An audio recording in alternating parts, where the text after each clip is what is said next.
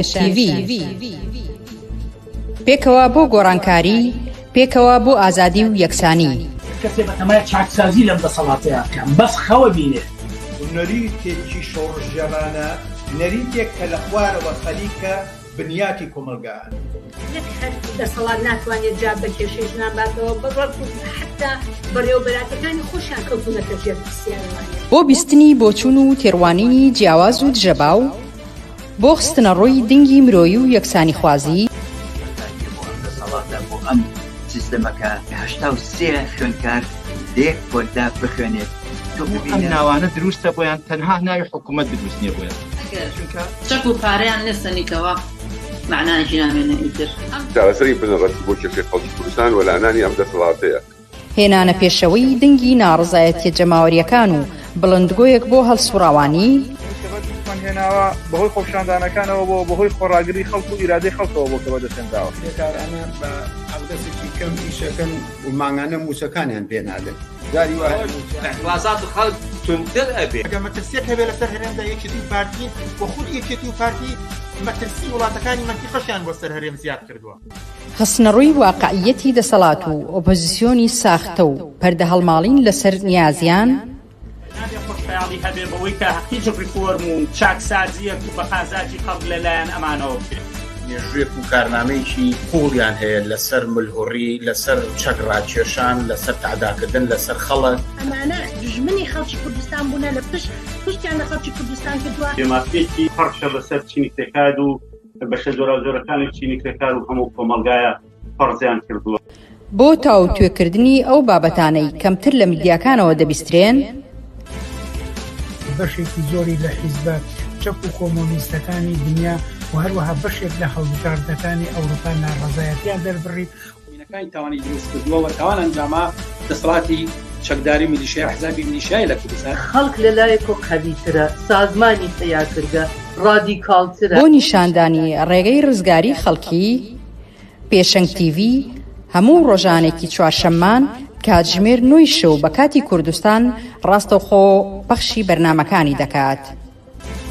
شەرمەزار نابێ ئەو هەموو جەنەراڵە مقەبایە لە ناو شارەکەی خۆیان بینێ بە ئەنواع و ئەشکال چەکی ئەسلحەی قورسەوە طەبیعیە بەلایەن. یەکەمین جارە لە کوردستان کرێکاران خۆیان دەستبەرن بۆ مەراسیم و چالاکی یەکیایە. شۆڕش تەنها ڕێگەیە، هەڵسانی خەڵک ڕاپەڕین و خۆشانی جەماوی تەنها ڕێگەیە کە ئەڵتەرنەتیڤێک دابینکە. لە فەیسبوک، یوتیوب، ئینستاگرام، تویتەر و تیکتۆک فۆلۆمان بکەن. بەرنامە و گرتە ڤیدیۆیەکان ببینن. پێشەنگ TV پێکەوە بۆ گۆڕانکاری، پێکەوە بۆ ئازادی و یەکسانی.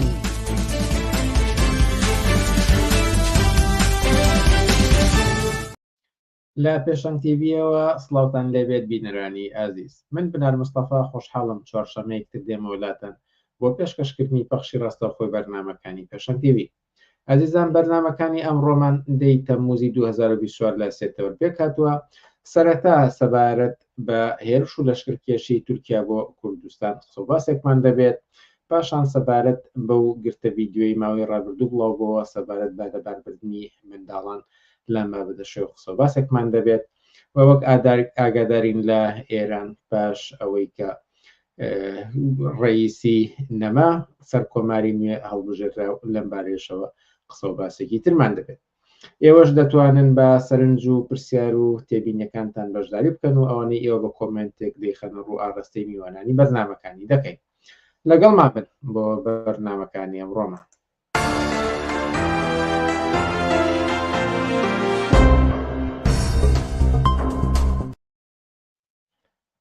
بەڵێ بینەرانی ئازیز، هەروەک ئاماژەم پێدا کە یەکەم تەوەری ئەمڕۆمان تایبەتە بە قسە و باس لەسەر هێرش و لەشکرکێشی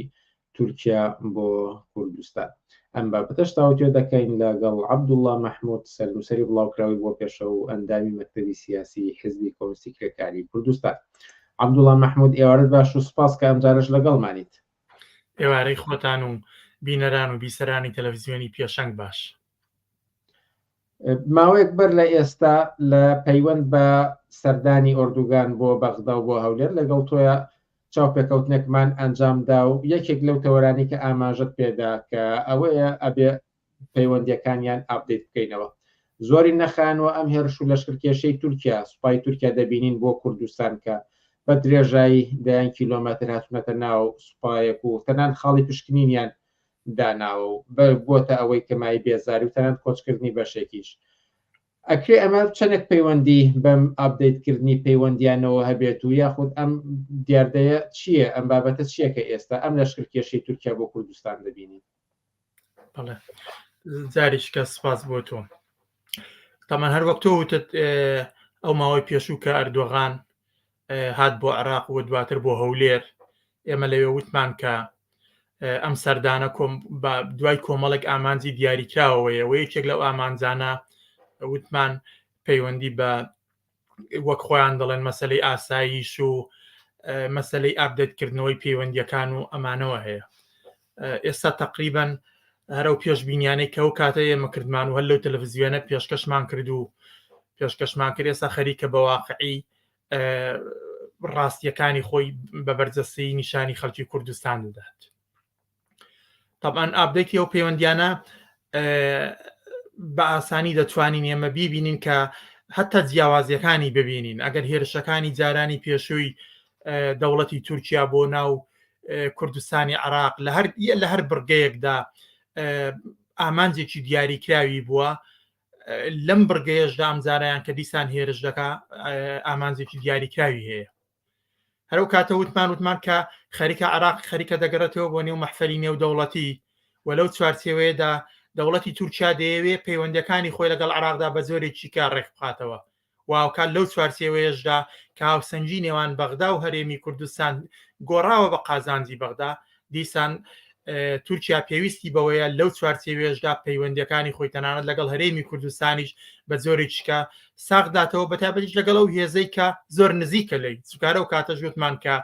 پەیوەندی دەوڵەتی تورکیا یا پەیوەندی ئاک پارتی لەگەڵ هەرێمی کوردستان نییە و لەگەڵ خەڵکی کوردستان نییە بەڵکە پەیوەندیەکە لەگەڵ حزابی سیاسی لە کوردستاندا بەتابەتیش ئەوە حزابانەی کە نزیکایەتیان لەگەڵ دەوڵەتی تورکیا هەیە و بەتابەتی باسی ئەومان کرد کە زۆنی زەرد وەرە سەڵات لە زۆنی زەردا کە سەر بە جەمسەری تورکیا پەیوەندیەکانی لەگەڵ تورکیا هەتا بەتارەتوانم بڵم کە هەتا لە پەیوەندی دەرچووە ینی ئەوەی کە زۆنی زەرد لەگەڵ دەوڵەتی تورکیادا دەکەی پەیوەندی نییە ئێمە دەزانین کە هەموو حیزبولایەنێکی سیاسی تەنانەت دەوڵەتێک هێزێکی سیاسی دەتوانێت پەیوەندی هەبێ بەڵام پەیوەندی ئەوەی کە دوولایەن پەیوەندیان هەیە و ڕێز لە بڕیاری یەکتر ڕێز لە ئیرادەی یەکتر دەگرن لەگەڵ ئەوەی کە لایەنێک کەڵک لە هێز و توانایەکەی خۆی وەردەگرێت و لایەنی بەرامبەریش خەریکە خزمەتکاری دەکات ئەوە ناچێتە نێو چوارچەوەی پەیوەندیەوە دەکەوێتە نێو چوارچەوەی سات و سەودایەکەوە ئەو پەیوەندی کە لە مابینی دەوڵەتی تورکیا بۆ نمونە لەگەڵ دەسەڵاتی زۆنی زەرد هەیە پەیوەندێکی نۆرمال نییە پەیوەندی زۆر هین دەکا و کاتش دیارە هەروە وامان وت کە منەوە پەیوەندی زۆرتر لە پەیوەندی نێوان سوڵتان و کۆیلە دەچێت سوڵتان و خزمەتکارەکەی دەچێت ئەمەیە ئەوەی کە ئێستا ڕوودەدا هەر درێژکراوەی ئەوەیە کە دیارە دەبێەوە بڵێم کە چاپێکەوتی پێشودا وتان کە لە هەولێر وەکو فەرماندەیەکی خۆیان پێشوازیان لێکرا نەوەکو پەیوەندی فەرمینیەوان دوو وڵات بەڵێ هەروە بوو هەر ئێستا هەر ئێستا ئەو بەو تەعاملان و مامەڵانش کە دەوڵەتی تورکیا لەگەڵ هەرێمی کوردستان و هێزە سیاسیەکان دەیکا هەمان بەو جۆرە مامەڵە دەکا وەکو کۆمەڵێک فەرماندەی داناون لەو شوێنانە خەریکن مەموریەتەکانی جێبەجێ دەکەن بەتابەتی لە زۆنی زەرداکە پارتی ئەو دەورە دەبینێت و لە زۆنی سەوزیشدا یەکێتی بۆ ئێران ئەو دەورە دەبینێت کە دیارە هەردوو لاشیان خەریکن پەیوەندیەکانی خۆیان لەگەڵ هەردوو جەمسەرەکاندا خەریکن دەبەنە پێشەوە من لام وایە هێشتا دەوڵەتی بۆ نمونە دەسەڵات لە کوردستاندا دەسەڵاتی زۆنی زەرد لەمە دوابەتەنها پەیوەندیەکانی لە چوارچێوەی دەوڵەتی تورکیا دەناچێتە پێشەوە بەڵکە هاوکات دەیەوێ لینکێکشی بە دەوڵەتی ئێرانەوە هەبێت سەردانی ئەو دوایانەی نێچیر بارزانی بۆ ئێران لەو چوارچێوەیەدا دەکرێت تەماشا بکرێت بەتابەتی کە پەیوەندیەکانی یوان پارتی بە زۆرێک گەیشتووە کە هێشتا دەتوانێت لە جێگەی ئەوەی دەباشان و سەری ڕەش شوێنی یەکلاکردنەوەی تەنانەت کێشەکانی ناوخۆی یەکێتی و پارتی بن خەریکە دەگوازرێتەوە بۆ تاران و ئەنقەرە بۆیە لەو چوارچێوەی ئەو هەلو مەرجە تازەدا کە من لە کۆبوونەوە لە دیمانەکەی پێشوشدا ئیشارەم پێکرد ئەمانە هەمویان فاکتی تازم کە هاتوونەتە پێشەوە بەتابەتی کە دەزانین لە عێراقدا ئەو دەسەڵاتی کە لە عێراقدا ئامادەی هەیە دەسەڵاتێکە سەر بە جەمسەری ئێرانیە بە پلەی یەکەم ئەم جەسەرە هەیە بۆیە تەنانەت بۆ یەکلاکردنەوەی ململانیەکانیشان ناچارن کە ئەو دەوڵەتەکانی منتیقە ببنە سەکۆیەک بۆ چارەسەرکردنی تەنان کێشە ناوخۆکیەکانی خۆشیان بارحاڵ بەڵام باسەکەی ئێستا ئێمە سەرم لەشکرکێشەی ئێستا لەسەر لەشکرکێشەی ئێستا تەمان خۆتان دەزانم لەشکرکێشیە نەتازەیە یەکەم جار نییە بەڵام ئەوەی کە تێیدا تازەیە ئەم جاریان هێرشەکە فراوانترە ئەم جاریان هێرشەکە دوای سەردانەکەی ئەردۆغان و ڕێکەوتنەکە کە کراوە ئەم جاریان بە ئاشکرا وەختێک تەماشا ئاستی هێرشەکە تا دەگاتە بازگادانانەکەی دەکەی و هاوکاش سەیری کاردانەوەی لایەنەکان دەکەی تەماشا دەکەی ئەم جارە ئەم هێرشە لە چوارچێوەیەکی تازەتردا خەریکە دەچێتە پێشەوە لایەنی چکەیەوەیە کە تۆ تەماشاکە نە دەوڵەتی عێراق ئیدانەی دەکا نە دەسەڵاتی هەرێم ئیدانەی دەکات نە ئەمریکا و غەرب ئیدانەی دەکەن ئەوەش پێمان دەڵێ کە هێرشی ئەمزاری دەوڵەتی تورکیا بۆ سەر هەرێمی کوردستان بە هاوئاهەنگی یا بەڕێکەوتنێک کراوە کە لە مابینی هەر سەلایانیاداهەیە چکە عێراق هێشتا قسەیەکی کردووە نە دەسەڵاتی هەرێم کردوێتی ئەمە بەسمە ئەگەر پێشووتر شەرمنۆکانەش هەڵوێستێکیان دەبڕی ئیدانەیەکیان دەکرد ئەم زارە ئەمەشیان نەکردووە بۆ ئەمریکاش لە زمانی سەکەری وەزارەتی دەرەوە معلوم بووە کە وتوێتی ئێمە پشتیوانی لە هێرشی دەوڵەتی تورکیا دەکەین بۆ سەرپەکەکە بۆ بەرگری لە ئاسایشی تورکیا دیارە بە پێ قسەی ئەو ئاسایشی تورکیان پشتیوانی لێ دەکەین بەڵام داوا دەکەین کە مڕاعاتی کوشتاری خەڵک بکە ینی دەست بە پارێزێ بە زۆرێک بەڵام سەرنجام پشتیوانی لە هێرشەکەی پشتیوانی لە هێرشەکان دەکات بۆیە هێرشی ئەم جارە لە چوارچێوی چکەدا دەچێتە پێشەوە چوارچێوەیە کە لەلایەکەوە ئیتیفاقی نێوان بەغدا و هەرێم لەگەڵ ئەمریکا و با ئاهەنگی هەموو لایەکیان هێرشانە دەچێتە پێشەوە ئەمە تازەیە بەڵام لە هەلومەرجێکی تایبەتیشدا دەچێتە پێشەوە هەلومەرجەکەش ئەوەیە کە بەڕاستی ئەگەر جاران هێرشەکانی دەوڵەتی تورکیا بۆ ئەوە بوو کە بۆ نمونە تورکیا بێوێ لەو ڕێگەیەوە دەسەڵاتی ناسیۆنالیزمی کورد و حیزبە کوردیەکان ناچار بکە ببنە بەشێک لە هاوکاری هێزەکانی بۆ لێدان لە پەکەکە کە ئێستا من ناتوانێت بچێتە پێشەوە ئەم جاریان ئەمە نییە یا بەتەنها ئەمە نییە بەڵکە ئەم جاریان من پێم وایە لەگەڵەوەدا کە خودی پەکەکە پاساوێکە و ڕێگەیەکە کە دەوڵەتی تورکیا دەیەوێت لەژێر ناوی پاراستنی سنوورەکانیدا دەوێت هێرش بکاتە سەرپەکەکە و گورزی لێ بۆشێنێ بەڵام هاوکات لەگەڵەوەدا من لەم وایە دوو کەیسی کەش زیاد بووە بۆ ئەمە یەکیانەوەیە کە کەیسی خودی قەوارەی هەرێمی کوردستانە کەەوەی کە دەسەڵاتی سیاسی لە کوردستاندا 30 ساڵە هەیە لەلایەکەوە هێرشە بۆ سەر ئەم قەوارەیەش بە تابەتی کە دەبینن ئەم قەوارەیە ڕۆژ بە ڕۆژ بچکۆلەتر دەبێتەوە ڕۆژ بە ڕۆژ لاوااستر دەبێ لە نێو خۆیدا لێک دابراوە ریزەکانی بەڕێوەبەری ئەو قەوارەیە بە زۆرێک لە زۆرە ڕاگەیەندرا و بەربوونەتە گیانی یەکتر لە ئەزمەیەکی قوڵدان لە خودی ئەو ئەمە یەکێکە لە ئامانجەکانی بە بۆ چێمی کەەوە ئامانجێکی تازەیە ینی بەجیا لە پەکە کە خودی قەوارەی هەرێمی کوردستان خودی ئەو دەسەڵاتی سیاسی لە هەرێمی کوردستان بە هەردوو زوونەکەیەوە بە بۆ چۆنی من بەشێکە لە ئامانجەکانی دەوڵەتی تورکیا خاڵێککە من پێم وایە بەجیا هەتا لە قەوارەی سیاسی هەرێمی کوردستان خودی خەڵکی کوردستانیش لە هێرشەکانی لەمە بەدواوەی دەوڵەتی تورکیادا دیسان ئەویش ئامانجێکی دیاری کراوە کە دیارە پێشتریش هەموو هێرشێکی دەوڵەتی تورکیا یا هێرشی هەر وڵاتێک بۆ سەر هەرێمی کوردستان طبعاً پێشێرکردنی ئیرادەی سیاسی حیزب و لایەنە سیاسیەکانە و هاوکات پێشێرکردنی ئیرادەی سیاسی خەڵکی کوردستانیشە هەر بووە بەڵام ئەوەی کە ئەمجاریان ڕوودەدا بە تەنها هێرشەکە تایبەت نییە بە پەکەکە و هێرشەکە تەنها مەحدود نابێتەوە بە پێشێرکردنی ئیرادەیەکی دیاری کراو بەڵکە وەستانەوەیەکی ئاشکرایە لە چوارچێوەی ئامانجێکی دیاریکراوتردا کە دەوڵەتی عێراقیەتی بۆ بچووکردنەوەی قەوارەی هەرێمی کوردستان و بەو معنایەش جێرانەوەی هەژمونی سیاسی خۆی بەسەر بڕیاری سیاسی بەسەر تواناییەکانی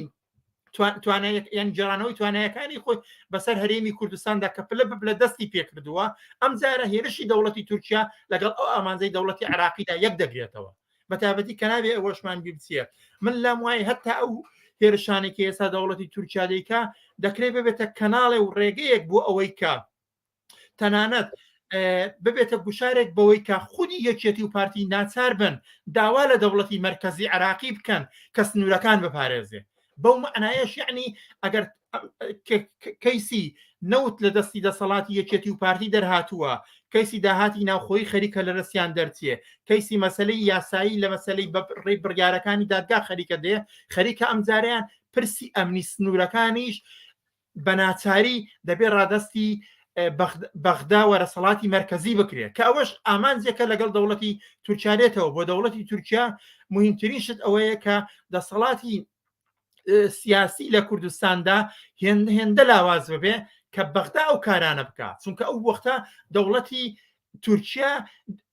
ئەساسی پەیوەندی واقعی ئەگەر قرار بێ ببێ دەیوێت پەیوەندیەکانی خۆی لە چوارچێوەی دەوڵەتی مرکزی و لەگەڵ دەسەڵاتی سەراسەری فیدرالی لە عێراقدا بەرێتە پێشەوە تا ئەوەی کە پەیوەندیەکانی لەگەڵ یەکێتی یا پارتی یا لایانی کەدا هەبێ ئەو پەیوەندیەکانی لەگەڵ ئەو لایەنە سیاسیانە تا ئەو ڕادێ بۆ گرنگە کە چاوساغی بۆ بکەن کە هاوکاری بن لە ئەو ئۆپەراسیۆن و ئەو پلانانەی کە لە نێو خۆی کوردستاندا هەیەی بۆ لێدان لە هێزەکانی پەکەکە بۆ لێدان لە هەڵسوراوانی وە لە کادرەکانی چونکە خۆتان دەزانن بەجیا لەو هێرشانەی کە ئێستا دەوڵەتی تورکیا خەریکە دەیکا کە دیارە پێشتر جێشی هەیە لە کوردستاندا پێشتر بنکە و بارەگای هەیە پێشتر دەیان گروپی تیرۆریستی هەیە و هاوکات لەگەڵ هێرشەکاندا وەک ڕۆژانەش خەریکە دروێنەی کادر و هەڵسوراوانی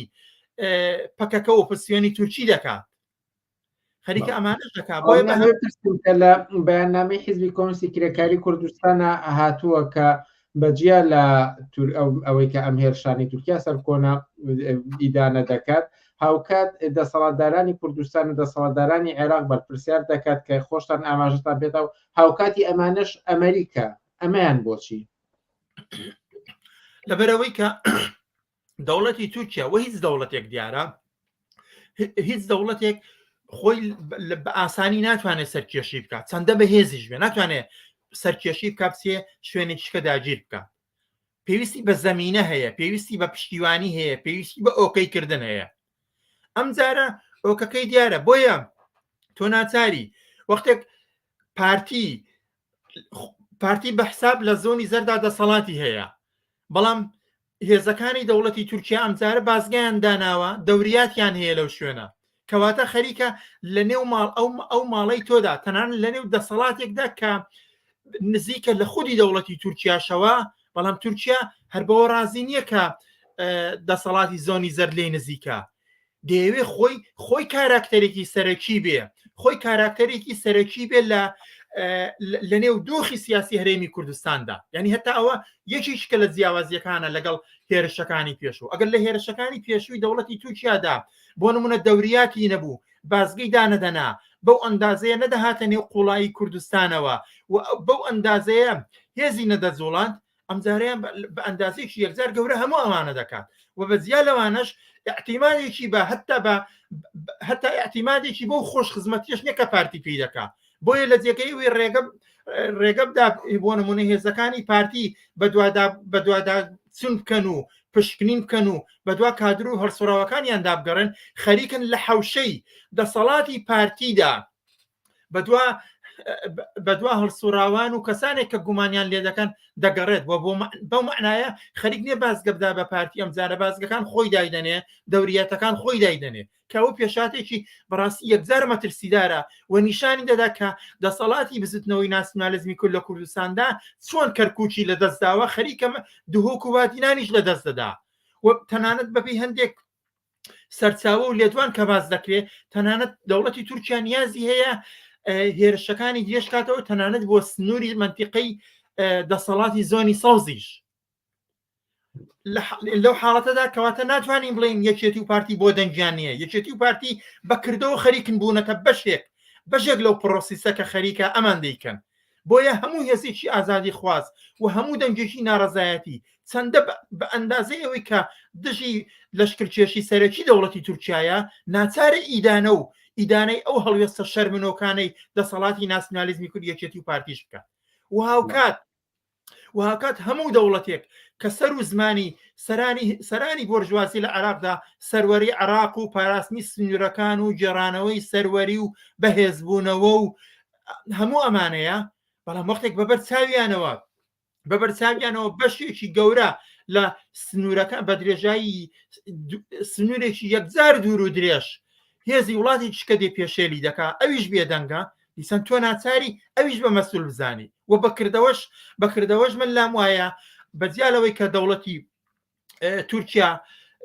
هێرش دەکات و لایەنی ئەساسیە بەڵام هاوکات چ هێزەکانی یەکێتی و چی هێزەکانی پارتی بە زیاتر و چ دەوڵەتی عێراق بەرپرسن لە هەموو ئەو لێکەوتانەی لە ئاکامی هێرشی دەوڵەتی تورکیا بۆ سەر خەڵکی کوردستان ڕوودەدات لە ئاوارەبوونەوە لە ئاوارەکردنی خەڵک لە شوێنی کار و ژیانیانەوە لە سوتاندنیانەوە لە نائامنکردنی ژیانی خەڵکەوە لە هەموو ئەمانە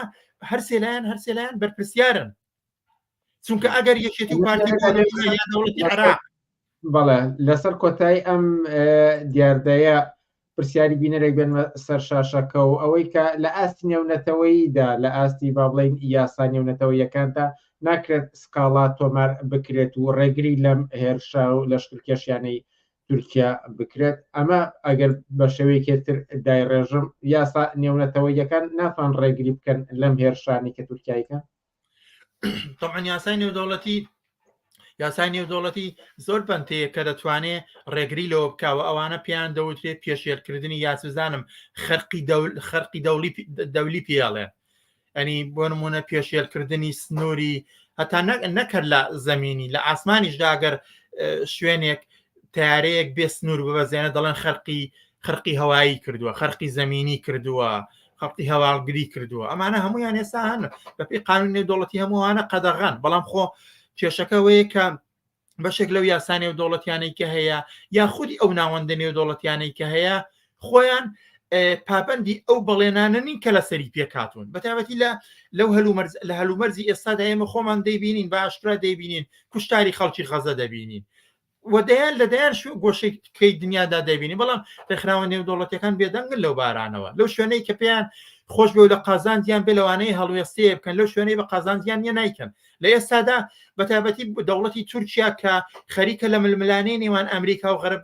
ئەمریکا و غەربدا لەلایەک و رووسیا لەلایەکدا ئامادەیی هەیە و دەیوێت لەو ملیانەدا بەهرەبەرداری بکات ئەوەندەی بە ئەمریکا و غەرب دەگەڕێتەوە نایەنەوێت تورکیا پاڵ پێوە بنێن کە بچێتە بەرەی رووسیاوە بۆ نمونە بۆیە ناچارن چاپۆشی لێ بکەن و بۆیە بە ئاشکرا ڕایان گەیاندووە ئەمان بە دەوڵەتی تورکیا هێرش بکە بۆ سەرپەکەکە هەرتی خۆیەتی بەڵام بێ هاوەهەنگی بکە لەگەڵ دەوڵەتی عێراق و دەوڵەتی دەسەڵاتی سیاسی لە هەرێمی کوردستاندا یعنی ئۆکەی ئەمانەی هەیە ئۆکەی ئەمانەی ئەو ڕێکخراوانەی کە هەن کا لە ئاستی نێودەوڵەتیدا هەن وەسیلەی هەر ئەو وەسیلەی دەستی ئەمریکا و غەربن خۆش شتێکی کە زیات نیە خۆ بەداخەوە یعنی لە سەردەمی ئێستادا وانییە کە کۆمەڵی ڕێکخراوەی ئینساندۆست کۆمەڵی ڕێکخراوەی سیاسی بێلایەن کۆمەڵێک ڕێکخراوەی نێودەوڵەتی بێلایەن هەبن کە بیانەوێ لە بەرامبەر ئەو ڕووداوانەدا کە هەیە دەستوەردان کەن و ڕێگری بکەن نەک ئەوانە ناکەن هێشتا ئەمانە بەشێک لەو دەستگایانە بوون بە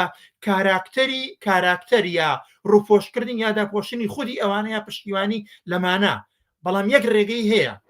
ڕێگەی پرستم کە ئەگەر بێت و ئەم ڕێگە نێونەتەوەییانە ڕێکخراوەی نێونەتەوەی نەبێت ئەوە هەڵوێستی دەسەڵاتدارانی کوردستان و عێراقەکە ئاماژە و پێدا و ئەمریکاش کە پاڵپشتی ڕۆڵی سەرەکی ئەم دەسەڵاتدارە نەبووە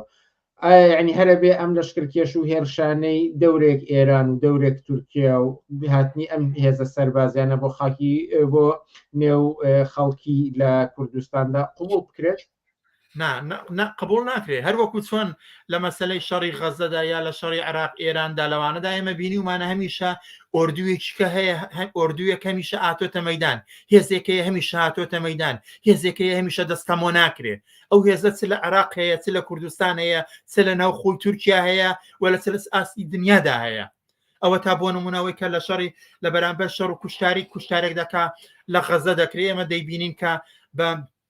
دەیان ملیۆن ئینسان لە سەراسەری دنیادا کە نەفریوی ئەمریکا و غەربیان خواردووە نەفریوی دەوڵەتی ئیسرائیلیان خواردووە نەفریوی حەماس و ڕەوتی ئیسلامەکانیان خواردووە هاتوونەتە مەیدان و لە بەرامبەر زینۆسایدی غەزەدا لە مەیداندا و بۆتە گوشارێکی جدیش لەسەر دەسەڵات بۆ دەشکێشی تورکیاش دەیان ڕێگەی کە هەیە یەکێک لەوانەوەیە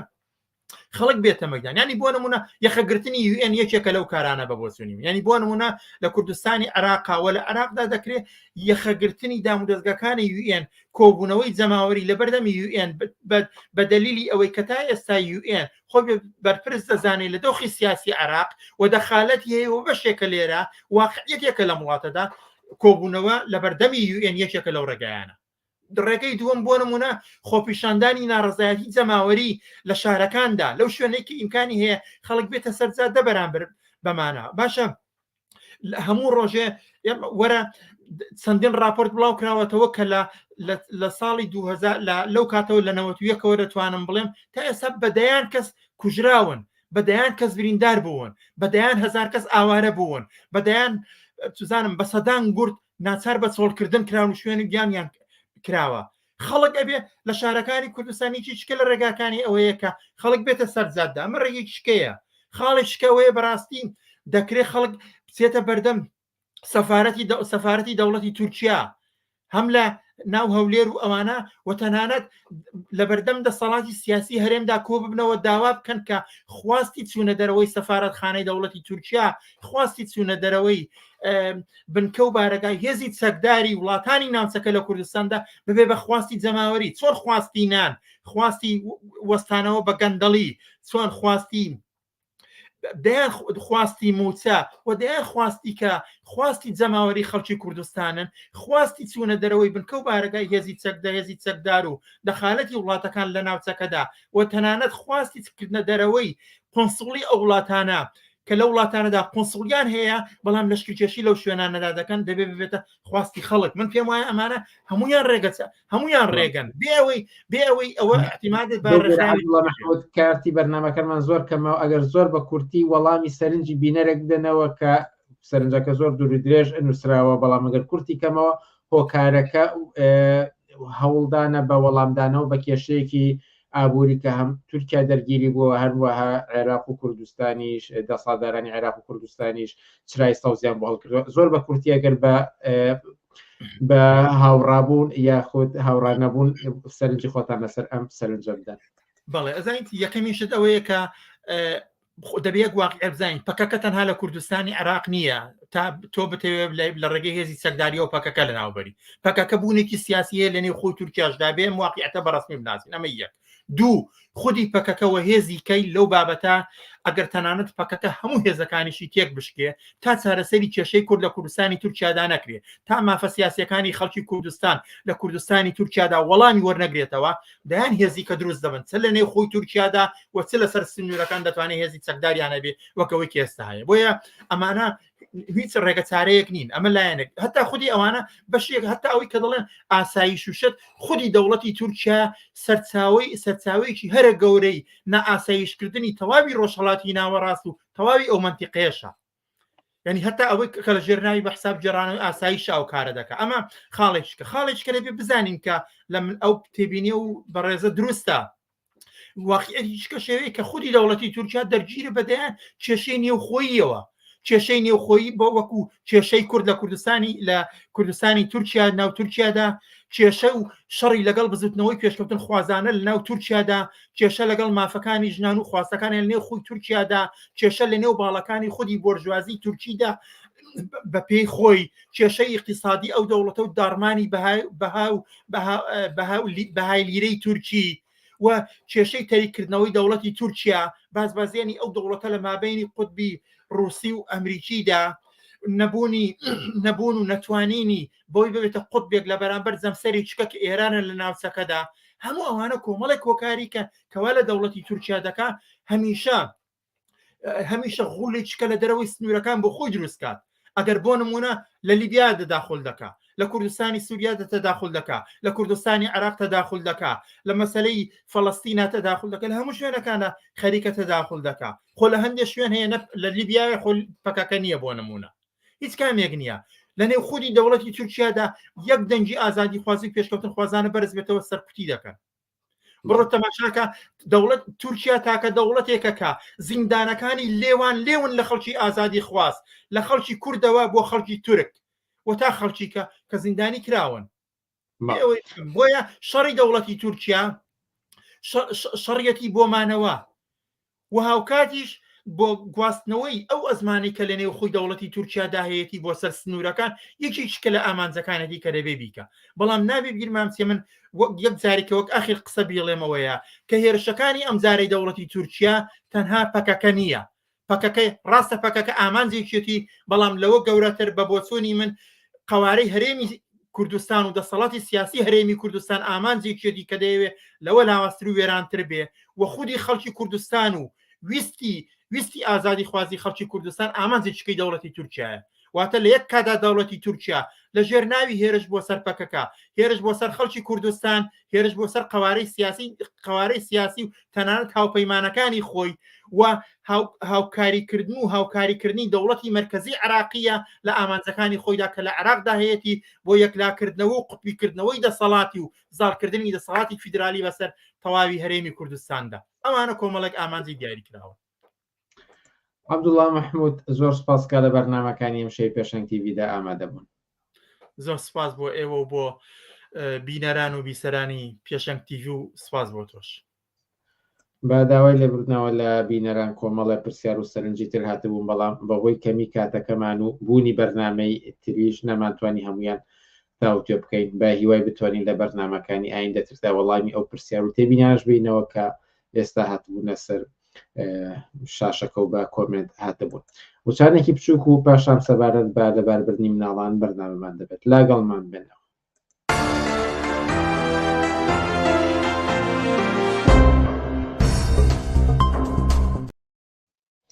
وەڵێ بینەرانی ئازیز هەروەک لە پێشتریش ئامادەمان پێدا کە یەکێکی تر لە بەرنامەکانی ئەمڕۆمان تایبەتە بە کەیسی لەبەر بردنی مناڵان ئەویش دوای ئەو بڵاوبوونەوەی گرتە ڤیددیۆی لا ماوەی ڕابردوودا لە تۆڕە کۆمەڵاتەکانەوە بڵاوبووە ئەم بابەتش تاوتێ دەکەین لەگەڵ گەشا و ڕەحیم گەشا و ڕەحیم ئێوارەت باش و سپاس کا لەگەڵمانیت ئێوارە ئێوە باش و سپاس بۆ ئەم چاوپێکەوتنە ماندوونە من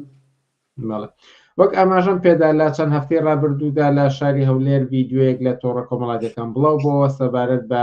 منداڵ لە باربردن و زۆر بە ئاشکرا ژمارەیەکی زۆر مناڵ لە باربراو لە گۆڕستانێکدا ئەخرانە ژێر گڵەوە هەڵبەت سەرچاوەیەکی فەرمی ماشک نەبەر زیاتر لەم بارەیەوە قسە بکەین بەڵام پێمان خۆش بوو لەگەڵ ئێوەیە تۆ باسە بکەین کە هۆکار چییە لە باربردن چۆن پێناسە ئەکەن و هۆکارەکەی چییە؟ بەڵێ منی شارۆک و بەڕێستان ئیشارەتان بەوەیە کە چەند هەفتە لەم و پێش لە تۆڕە کۆمەڵایەتەکان کردە ڤیددیۆیەک بڵاو بووە کە بەڕاستی ئەتوانم بڵێم زۆر جێگەی شۆک بوو کە من بۆ خۆم شەخسەن بینیم زۆر نیگەرانی کردم زۆر بێتاقەتم لەوەی کە ئەم دیاردانە لە کوردستانە ڕوئەیە ئەوەی کە کۆمەڵی مناڵ لە بار برابوون کە هەتا شاید حاڵ هەبوو لەو بارەیەوە کە ڕاستەکە من بە دواتاچوونیشم بۆ کرد کە واقعان ئەوە دروستە و ڕاستە کە شتیوا هەبوو بەڵام تەبان بۆ سیفەتێک کە لە دەستگایەکی ڕسمی و بڵاو نەکراوەتەوە بۆ ئینسان ناتوانێت بڵێ ئەم دەستگا ڕسمیە مەسئولە لەوەی کە ئەوەی بڵاو کردێتەوە خودی بڵاوکردنەوەکەی بڕای من تۆزێ نەشیاوە بۆیە بەڵام بە هەر حاڵ ئەم دیاردانە لە کوردستانە ڕاستەکەی هەیە و دیاردەیەکی تابڵی زۆر غیرە ئینسانی زۆر شۆکە بۆ ئینسانەکان زۆر ناڕەحەتە زۆر ئەوەی کە ئینسان بە هەر حاڵ ئەگەر توانم بڵێم لە ئینێکار لە دێڕێکا کە ئیتر ئەم حاڵەتانە کە لە کوردستانە ڕوئەیە ئەگەڕێتە بەوەی کە کوردستان بێ ئەندازە کوردستانێکی نائارام و کوردستانێک کە ئیتر بۆتە خەڵتانی خوێن بۆ خەڵک لەم لاوە گۆڕستانی ژنانی بێناونیشانی لەم لاشەوە تا گۆڕستانی مناڵانی بێناونیشان هەیە کە ئیشارەتیشی بەوەیە کە لە هەر سەر لە هەر مناڵێکیان خستە بۆ ناو کیسەیەکە و لەسەر کیسەکە خۆ لەسەر کارتۆنەکە کۆدێکیان لەسەر نووسیەوە کە ئارەساس ئەم کۆدا بە ناوی دایکی ناسرێتەوە من ئەگەر هەر ئینسانێک یەک لە حەسە ئینسانەتی ئینسان بجوڵێت لەو کار لەو کەسەیە ناتوانانی ئەو کارە بەڕاستی کە بەڵامە کوتم لە ژێتە سەڵاتی قەومی کوردی کۆنەپەرستی پیاو سالاری ژنکوش بەڕاستی ئەم کارانە ئەوە شێتەوە تا بە چاوی خۆمان بینی ومانە دیاردەی لە بابردنی مناڵ بەڕاستی دیاردەیە کە ئەتوانم بڵێم زۆرێک لە خەڵکی کۆمەڵگا کە ناڕازین بەوە زۆرێکن لەوانەیە کە دڵگران بۆی کە مناڵ لەبار ئەبن بەڵام طبعا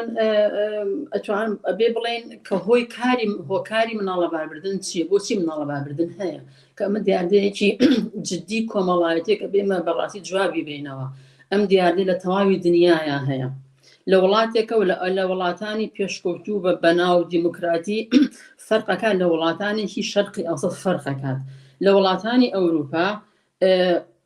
ژن ئیجازەی دراوە ئەتوانم بڵێم ئازادە لەوەی کە خۆی مناڵەکەی لەبار بێت ئەمە فەرقەکات بەڵام لە شوێنیش و کوردستان شوێنیشی وەکو ئێران ئەفغانستان سعودی عەرەبی وڵاتانی تر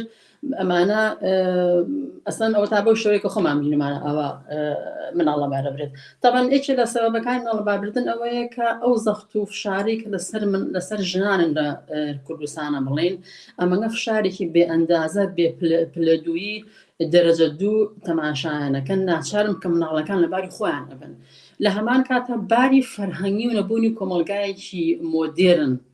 ئەم کۆمەلگای کە بەدەسەڵات کە کۆمەلگای کوردستان کە بەدەستی دەسەڵاتی حزابی قەومی و لەژە شریعەتی ئیسلامە کارەکە حتمما شتیوا هەر لێ ئەوەشێتەوە دواتر ئەگە بڵێم ڕێگری ئیمکاناتی مادی بۆتە بەشێک لە هەرە مشکلەکانی خەڵک یاخود ژنان بڵم کە ناچارم بۆی کە مناڵەکانی خۆیان لەبار ئەبن ئەمانە شتایەکن کە ئیتر وا لەوە کردووە کە ناچارم بۆی کە مناڵەکان لەبار بەرن من هیچ گومانم لەوە نییە هیچ ژنێک پێی خۆش نییە کە ئەو ئیجازەیە بیتیە و کە مناڵەکەی خۆی لەبار بێت چکە مناڵ لەباربردن بەڕاستی لە بینبردنی کۆرپەلەیەکە لە بینبردنی پارچێک لەشی خۆتە ینی تۆ تەسەوورکە پارچێکە لەشی خۆت دەرەهێنی لێ ئەەکەیتەوە فڕی ئەهەی ئەمانە لە ڕووی پسیشۆلۆگی ئەوانەوە ئازار بۆ کەسە ئەگەهێنێ بەڵامی تێرەکوتم لە وڵاتانێکی وەکو شەرقی ئەوسەتا کە بەداخەوە ئاوا بووە بۆیە ئەگەر مەسەڵەن بڵێم ئەگەر ئێمە چۆن ڕێگە بگرین لە ئەم دیاردەیە ئیتر بەڕاستی بەو شێوەیە کە ئێستا بینیمان لەو کردی ڤیددیۆەیە نابێ ببینرێتەوە جارێکی تر ئەوە کە ئەمە یەکەم کەس یەکەم منبەح کە مەسئولە لەو دەسەڵاتی کوردی مەسئولە لەوەلەکە لە کوردستانە کە ئەم دیاردەیە ئەوە بڵاو بۆتەوە ئەمە بەڕاستی نازانم ئینسان نازانێت ناوێت چی لە بنێ بۆیە ئەگە بڵێن بە بڕای من ئەفۆم بیرچووکە لە سەرەتای باسیکەم من پێم وایە ئەم ژمارە مناڵی کەوا بەعدەدێکی زۆر کە با لە ڤیددیۆکە باس کراوە نزیکەی 30 تا 50 مناڵن و تاکیدیش لەوە کراوە کە ئەمانە کاری ڕۆژان تەنە کاری هێک ڕۆژنی ڕۆژانە ئەم مناڵانە ئەهێنرێن و لە ئەخەنە ژێرگڵەوە بە بڕای من ئەمە ئەگەردەوە بۆ دوو بەش ئەم خودی ئەم کردی ڤیددیۆی ئەم مناڵانە بەشێکی ئەوەیە کە ئەو ژنانی کە ناچارن لەبەر نەبوونی لەش بفرۆشن ژنانی لەش فرۆش ناچارن بەوەی کە مناڵەکان لەبار خۆیان ئەبن و بە هەر حاڵ لە جێگەیە کایترەکەنە ژێرگڵەوە بەشێکی تری ئەوەیە کە پێم وایە کەسانی مەسئول و پارەدار و سیاسەتمەدارانی کوردستان خۆیان ئەمەندە پارەیان لەبەردەستایە ئیتر لەم لاوە بۆ خۆیان دوژن کە بە ڕسمی لە دەوڵەتە لە قانون قبول کراوە لەم لاشەوە بۆ خۆیان ئیمکاناتێکە لە بەردەستیانایە ئەچنەوە کارە ئەکەن و مناڵەکانیش لەبار ئەبن بە هەر حاڵ ئەگەر بڵێم ئەم دیاردەیە کەوتم بەڕاستی ئەبێ لە بین بچێت ئەبێ نەمێنە ئیتر ئەمە تەمەن زۆر شت هەیە بۆ لە بینبردنی ئەم دیاردەیە یەکەم ئەوەیە کە چۆن بتوانین کە ژن حامیلە نەبێت کە کچ ڕابطەی جنسی بگرە بەڵام حامیلە نەبێت تەمەن ئەمە ئەبێ هەر لە بدایەتی لە کۆمەڵ هەر لە بدایەتی سەرەتایی قوتابخانە سەرەتایەکان و فێر بکرێن هەر لە پۆلی نازانم 5 6 4 هەرچیەکە کوڕ و کچ ئەبێ بیکەن بە فەرهەنگێک و لە مەکتەبەکانە فێریان بکرێت کە کوڕان و کچان لە تەمەنێکا جنس بکەن و چۆن کاتێک کە جنسەکە نێڵن کە حامیلە ببن چکە ئەبێت دیاردەکانی باز بکرێ بۆیان بەر خەڵکە بەداخەوە لە وڵاتانی کوردستان و هەنێ وڵاتانی تر کچبوون شەرمە ئەگەر باسی شتانە بکە حامیلە بوون شەرمە ئەگەر باس بکەیت ئەگەر باسی بکەیت کچێک ڕابطە لای کوڕەکە بگرێت شەرمە بۆ ئەوەی باسی لە قوتابخانەکانە باسی بکرێت مەسەن کچ بەوە ناسراوەوە هەر لە بدایەت تمەنی 3-4 ساڵەوە خۆت داپۆشە با قاچە دەرنەکەوێ باڕان نەدە با دەرپێ کورتەکەشە دەرنەکەوێ ئەسڵ ئەگە دەریشکێتەوە حیا و ناموسی خێزانەکەی چووە بۆی ئەبێ بیکەین بە دیاردەیەک ئەبێ بیکەین بە فشار بەسەر دەوڵەتەوە کە لە قوتابخانەکان ئەمە قوتابەکان فێر بکرێن هەتا فێر بکرێن کە خودی دەستڕاگەیشتن بە مەنعکردن بۆ دروست نەکردنی مناڵ مەسەن بۆ نمونە ئەو جۆری مەنعکردن لە جۆری کۆندۆم لە جۆری حەب لە جۆری نازانم بەستنی ڕەحم بە هەر حاڵ جۆرەها شت هەیە بۆ ئەوەی کە ژن حامیلە نەبێت ئەمان ئەبێ لە قوتابخانەکانە فێر بکرێن لە هەمان کاتا بە قانونیکردن من لە کوردستانە ئەوەندەی کە مناڵ بە قانونی لە دەوڵەتە لەبار نابرێت ئەمە حاڵەتێکی زۆر خەتەرە مەسەن هەنێ حاڵەت هەیە کە ژن خۆی ئەیەوێت مناڵەکەی خۆ لەبار بەر مەسەن لە شوێنێکی بەرزۆ خۆی هەڵاتە خوارەوە نازام شتی قورس هەڵ ئەگرێت حەب ئەخوات بەرحاڵ جۆرە شتێک هەیە کە ئەیکەن خۆیان لە ماڵەوە یاخود کەسانێک کە ئەچن بەڕەش بۆیانەکەنەوە کارانە ئەمە یەکەم مناڵەکە ئەو کۆرپەلەیە تۆ ئەیکوژیت لە هەمان کاتە خەتری بۆ جیهانی دایکەکە دروستەکە ئەمە هەر لە جۆری خوێن بەربوون لە جۆری نازانم فشاری خوێن بەرزبوونەوە لە جۆری ئەوەی کە تووشی نەخۆشی شەکرا نەخۆشی دڵ سەکتەی دڵ ئەمانە هەموویە بێ دەمانە شتێکن کە تووشێکە بە غێرڕستنی ئەچن ئەوانەکەن بۆیە لە باربردننی مناڵان ئەبێ بە قانونی بکرێتەوە تاو کاتەی کە ئەگەر ژنەکە خۆی ئەبێ قەراری ئەوە بادە ژن ئازادە لەوەی کە مناڵەکەی خۆی لەبار ئەباد یان نایبات لە هەمان کاتا کە ئەم خاڵەکە زۆر گرنگە بۆ گرنگێک توز لەسەر ئەوە زیاتر بدوێن کە وتەن ژن خۆی ئازاد بێ لەسەر بڕیاردانی لەباربردنی منداڵان دیارە پێتان وایە ئێستا ئاوهایی نییە و پێتانوان نەبێت چۆن بێت بڕێکتر ڕووکردنەوە لەسەرەوە بدەن بەڵێ یەک خاڵێکە پێش جابدانەوەی پرسیارەکەی بەڕێستان ئەوەی کە زۆر مهمە وەستانەوە و خەباتی توند و دژایەتیکردنی پیاوسالاری لە هەموو دەزەرە و دامۆزگەکانی کوردستانە بۆ سفتێک کە ئێستا لە قوانینی ئەحوالی شخصی عێراقی لە کوردستانە قوانینێکی شریعەتە بەوە بەڕێوە ئەبن کە یەکێ لە شریعەتی ئیسلام خودی دژبوون بە ژنانە و خودی لەبار نەبردنی ژنانە مناڵانە ببەشە ئەمە ئەبێ بۆیە ئەبێت بە شدت بۆستینەوە بە دژی ئەو قانونانی کە لە کوردستانە کە ئێستا ڕەواجی پێە طبعا وایە ئازادی ئەوەی کە مناڵە ژن ئازادە لەوەی کە خۆی مناڵەکەی لەباربەرێ بەرحاڵ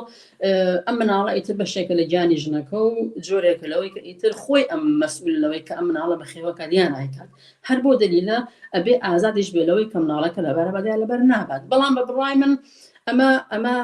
ئازادی نییە کە ژن ئەوەی پێدراوە خۆزگە ئینسان ئازادەکانی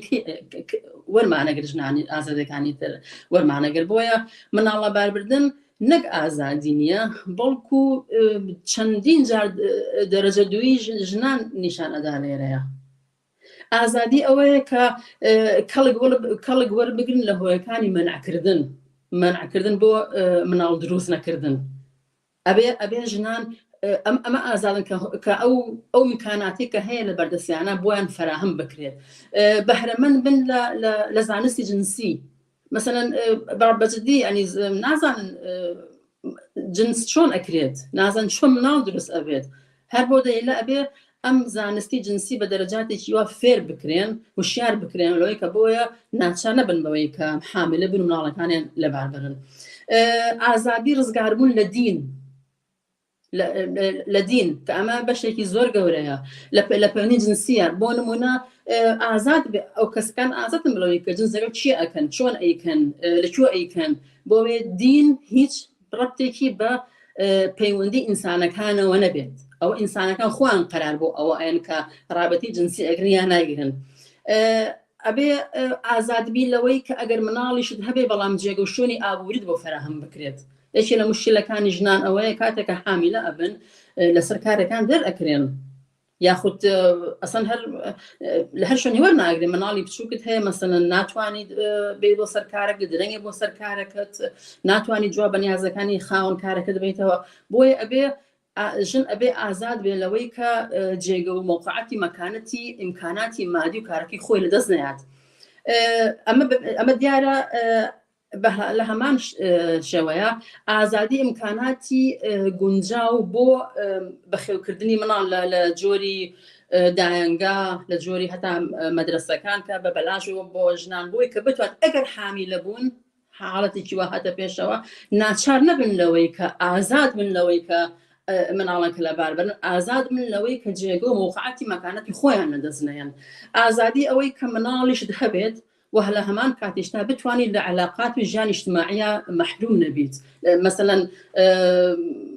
ئەکرێت چەند مناڵت هەبێ بەڵام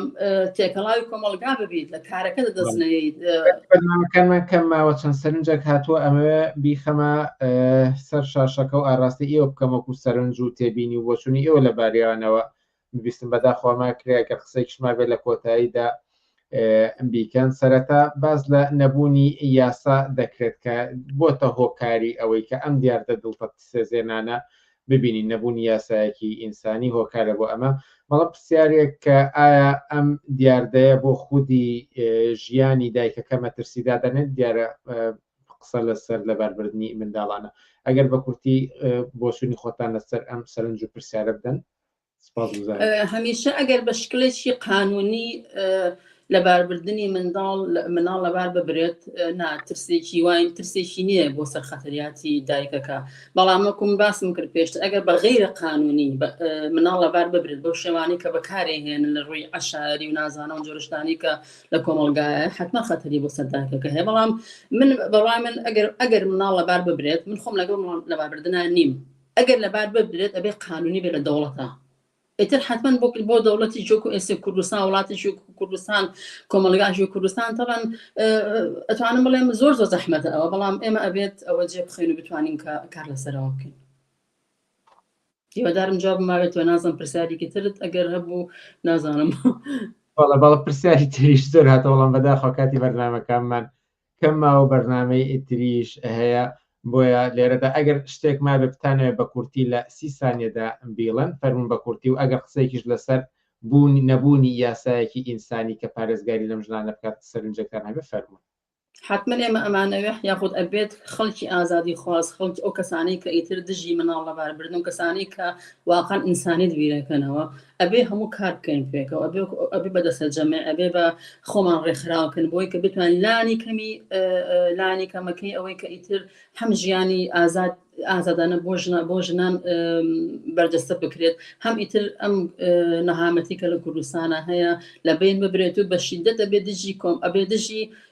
شریعەتی ئیسلام بین ئەبێ دژی ئەوانە بین کە ژن بە دەرەجە دوو پیشان ئەیەن لە قەڵەمیان ئەیەن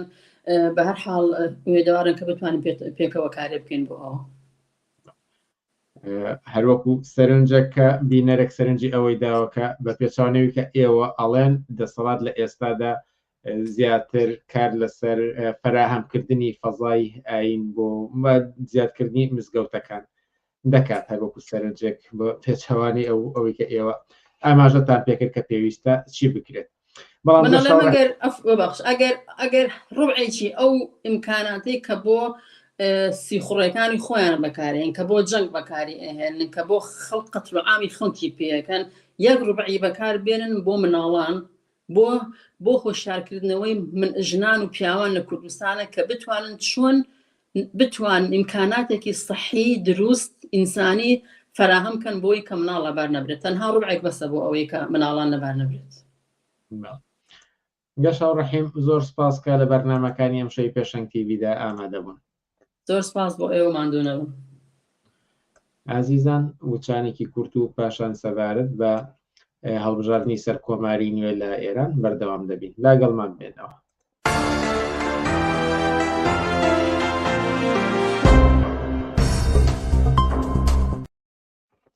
بەڵێ بینەرانی ئازیز پاش ئەوەی کە ڕئیسی سەرۆکی پێشوو لە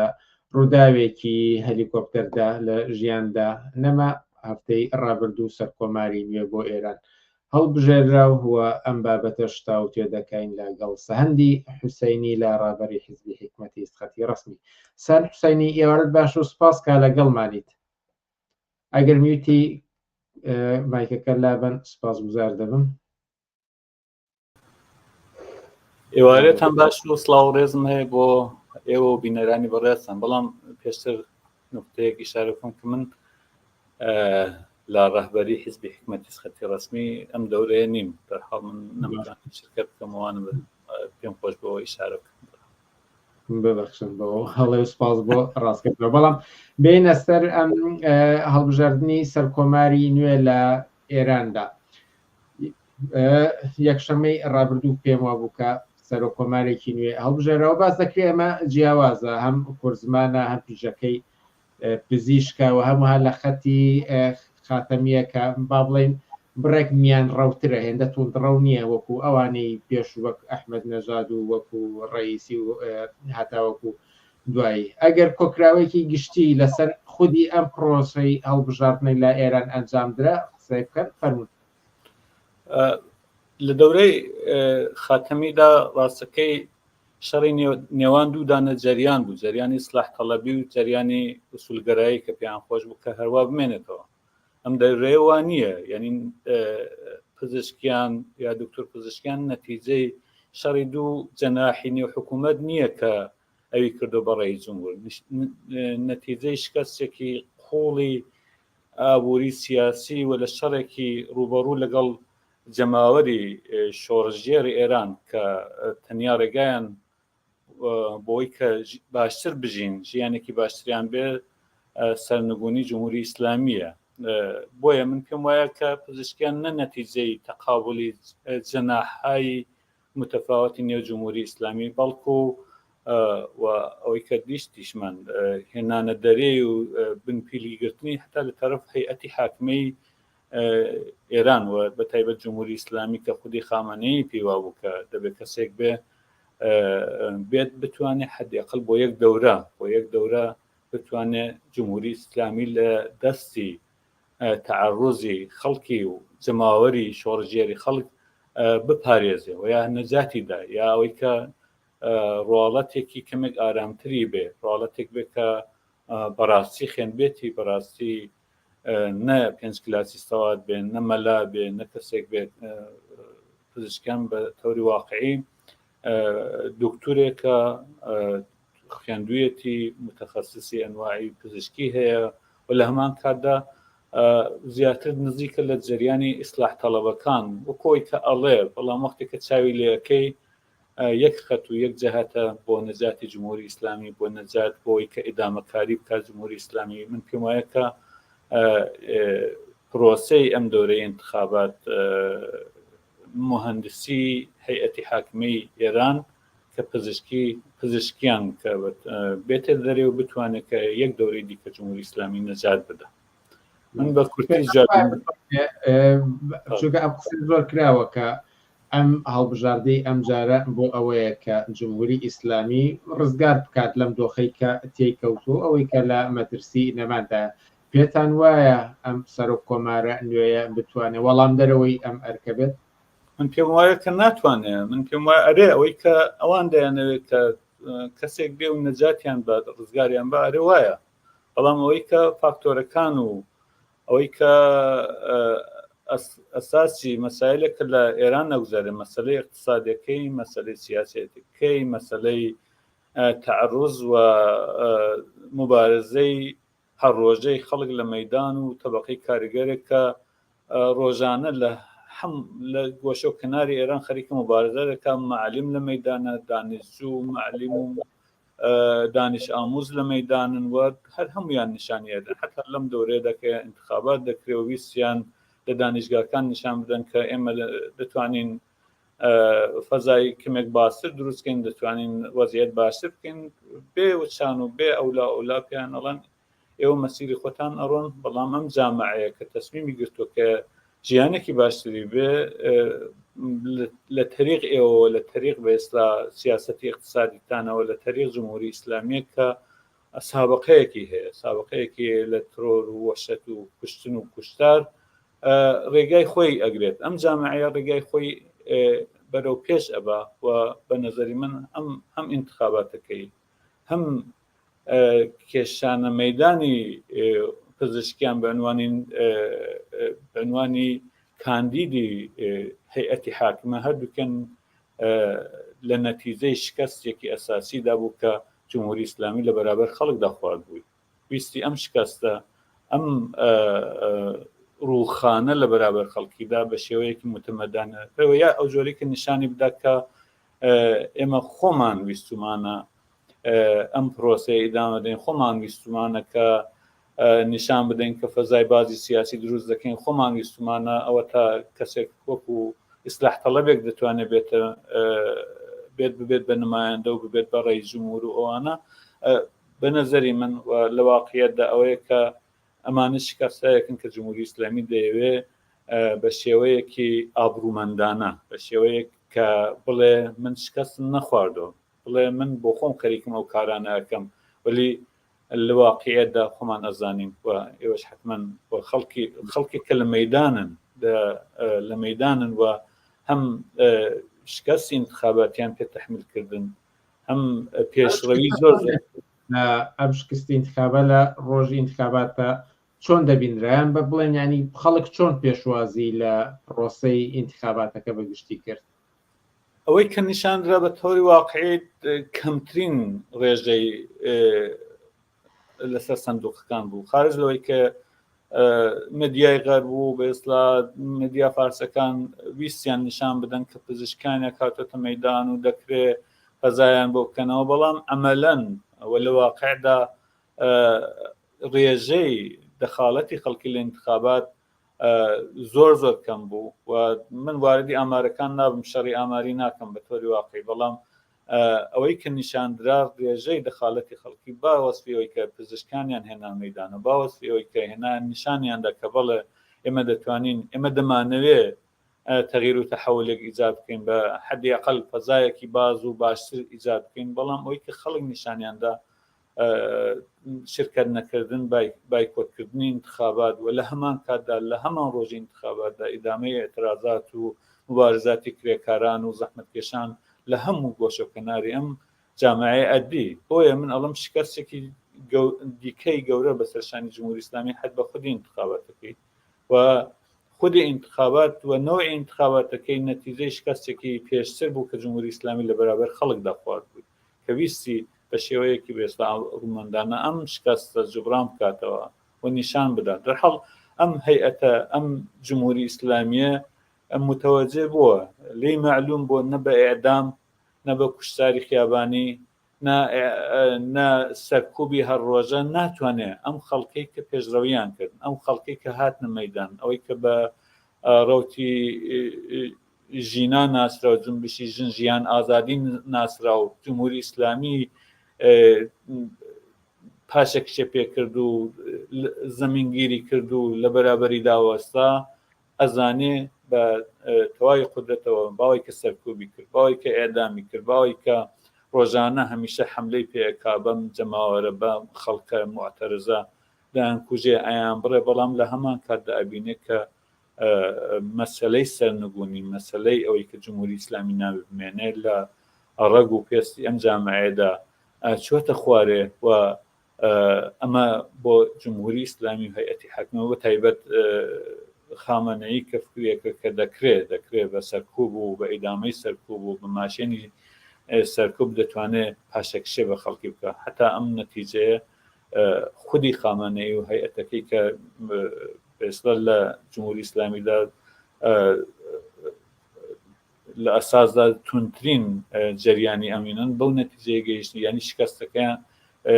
قبولیان کردو کە لە بەرابەرم جامعەیەدا شکستیان خواردەوە دەبێت ڕێگایەکی دیکە. هەر بۆیە خامنەی خۆی باڵی پزیشکیان ئەگرێ و معرفی ئەکا و لە نێو سندوقدا دەری دێنێ و معرفی ئەکا وانییە کە بڵێ بێستا لە سەری خۆشی خۆی لە سەری نیازێکی کە جمهوری ئیسلامی پێم وایە بۆ نەکرد، پێم وایە کە لە ئەساسدا معتەقدم کە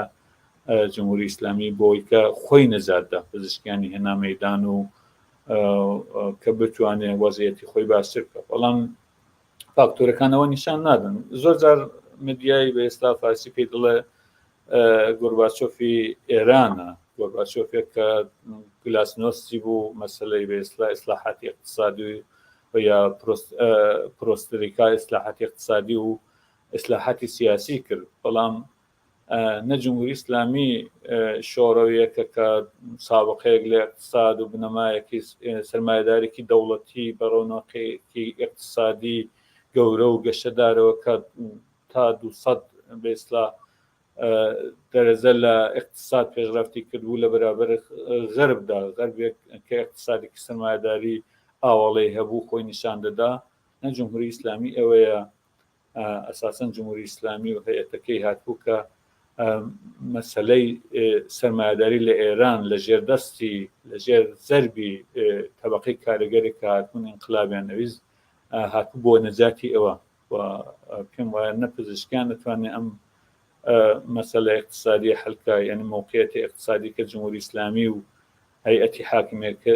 حاکمیەتێک اقتصادی سەرمایه‌دارێکە تێکەوتەوە و نە مەسەلەی سیاسیەکە چونکە زۆر بنەڕەتیە مەسەلەی جمهوری ئیسلامی لەگەڵ زامعەکەی و اقتصادەکەی زۆر بنەڕەتی ترە مشکلاتی اقتصادەکەی زۆر بنەڕەتی تر لەوەیە کە بتوانێت پزیشکیان یا هەر کەسێک دیکە لەو هەیئەتی حاکمیە بتوانێت حل و فەسلیکە حتا تەغییری جزئی تێدا بدا مەسەلە قوڵترە مەسەلەی جامعەیە کە لە بەرابەر جمهوری ئیسلامیدا قەدی ئەلەم کردو قوڵتر لەوانێ من پێم وایە کە هیچ ڕێز جمهورێک حتا ئەگەر خودی گۆرباچۆفیش بێتەوە ئێران ناتوانن جمهوری ئیسلامی لە بەرابەر خەڵکێکدا کە تەسمیمیان گرتووە سەرنگونیکەن نەجاتی بدە هیچ کەس ناتوانێت نەجاتی ئەمە بپرسم کە ناڕەزایەتە جەماوەریەکان و خڕۆشانی جەماوەری ئەوەی دوای کوشتنی ژینە هاتە مەیدان لە پەیوەند لەگەڵ کۆماری ئیسلامی ئێستادا ئایندەکەی چۆن دەبینن وەکو دوای پرسیار ئەگەر بمەوێت جواب بدەمەوە من پێم وایە ئیدامەی هەیە یعنی